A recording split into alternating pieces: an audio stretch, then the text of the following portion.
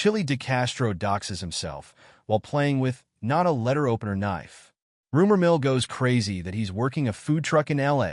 Floyd Wallace continues to complain about lack of sex in Colombia. Is his time as a sex tourist coming to an end? Plus, Lane Myers wins the crowd-sourcing title for Sunday? He doesn't even have a GoFundMe. All this and more in this edition of Auditing Insanity.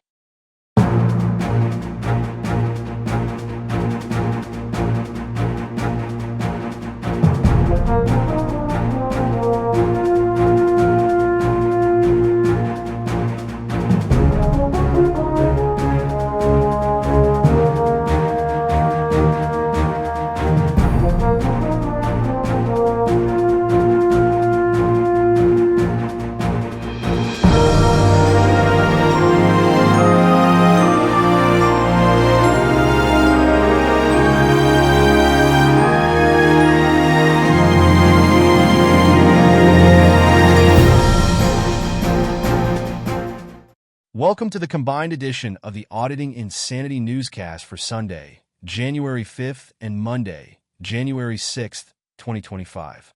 I'm AI Johnny Jones, and oh boy howdy are we in the market for a new human assistant.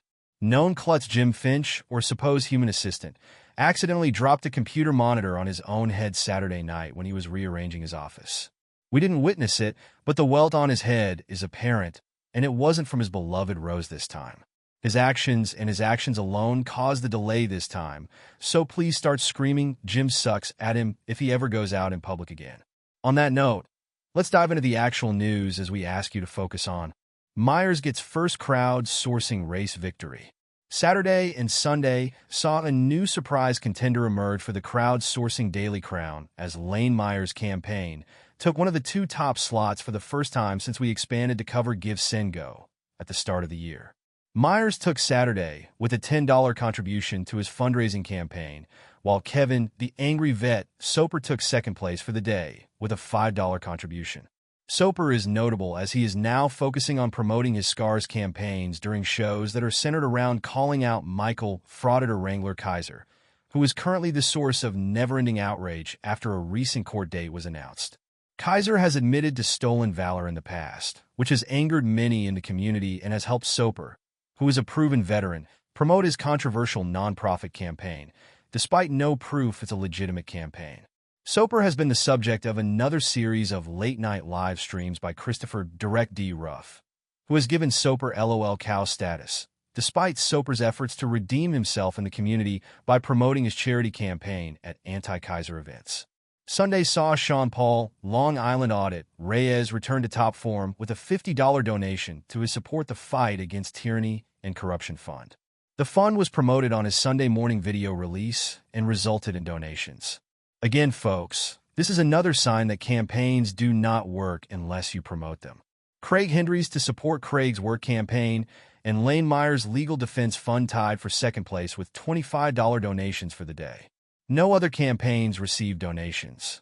As we stated earlier, the decision was made at the start of the new year to include non-GoFundMe campaigns in our tracking file for crowdfunding campaigns. If you know of a campaign we should follow, please send the name of each campaign along with a URL to james9@gmail.com or send it via direct message to us on Discord. Journalism is not free. Both ReallyCoolSite.org's daily newspaper and our daily newscasts are funded by your continuing donations and what we make from our YouTube AdSense revenue each month. If you'd like to contribute to help us keep the lights on, eating, keeping the cats fed, and writing new stories to feature on both the newspaper and newscast each day, we do have a GoFundMe set up at the address on screen right now. If you can't afford to contribute, please watch the advertisements on our videos, like, share, subscribe, and comment. You can help by doing next to nothing, and we thank you in advance for pitching in.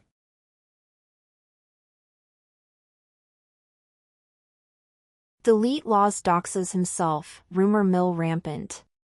The highlight of Sunday afternoon's livestream put on by Delete Law's Jose Chille DeCastro came when the self-professed world's greatest auditor held up an envelope to show off a knife that wasn't a knife and was just a mail opener and exposed his mailing address to the 200 or so people watching at the time. Naturally, screen captures were made, and soon after the address in Los Angeles was identified as an address DeCastro has used as a shooting location in previous videos. It also is reported to be the address in LA where DeCastro occasionally stays, where he broadcasts from what looks like a dedicated computer server room.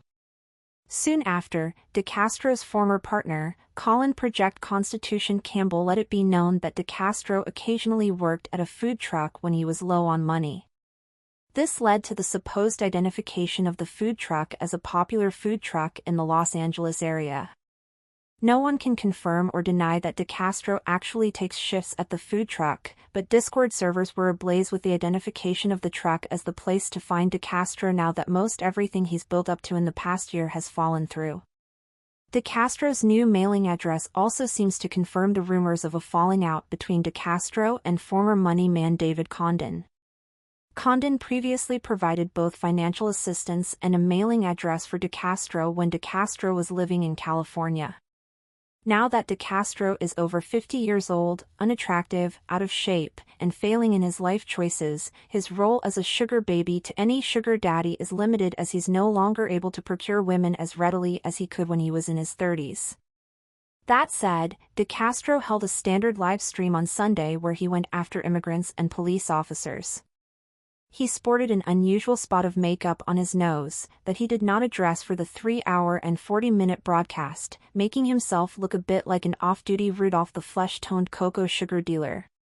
DeCastro eventually proclaimed himself not a racist while stating that a black man was stupid for expecting to be treated properly by the police. He then said he used to joke about being a racist with his friends, but realized that in this day and age people take things too seriously to joke about the subject. The YouTuber reportedly made $85 in super chats in the nearly 4-hour broadcast.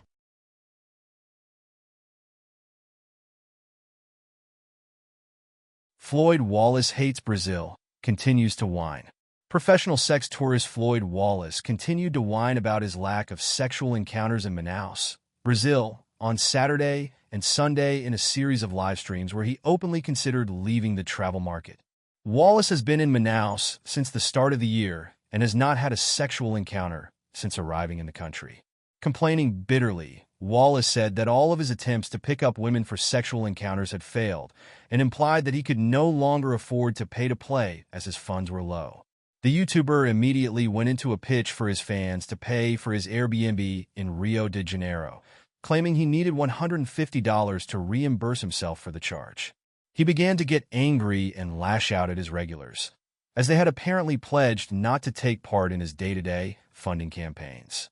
Lashing directly out at frequent critic Snow Travels, Wallace again banned him from his side chat, despite Snow Travels paying for immunity from being banned. He spent the next hour pondering if he should unban him, while other frequent members of side chat criticized Wallace for banning someone after selling him immunity from being banned from chat. Wallace eventually realized that Snow Travels was one of his more frequent contributors, often making up to $50 in super chats per live stream just to insult him. He eventually admitted that he only made $300 from his foreign-only YouTube channel for December and implied that super chats made up the bulk of the income outside of direct YouTube advertising revenue. Wallace eventually opened a panel and complained loudly that Snow Travels and the rest of his regulars never asked him about his health issues. He said that his gastroesophageal reflux disease was getting worse, as evidenced by his frequent loud, uncontrollable belches on his live streams. He again wondered why no one asked how he was doing, how was his health, and he assured his fans that his health is declining. He complained that since turning 29, he just doesn't have the energy he used to, he was sleeping longer, and he didn't have the same resolve to be active as he did when he was younger. Wallace again pondered a time where he no longer took part in sex tourism. He said that he was getting old and that it was time to turn his attention to having a kid or two before he was too old to be an active part in their lives. The YouTuber would have a marathon live stream on Sunday, going 4.5 hours, covering most of the same issues. He plans on leaving Manaus for Rio de Janeiro on Thursday.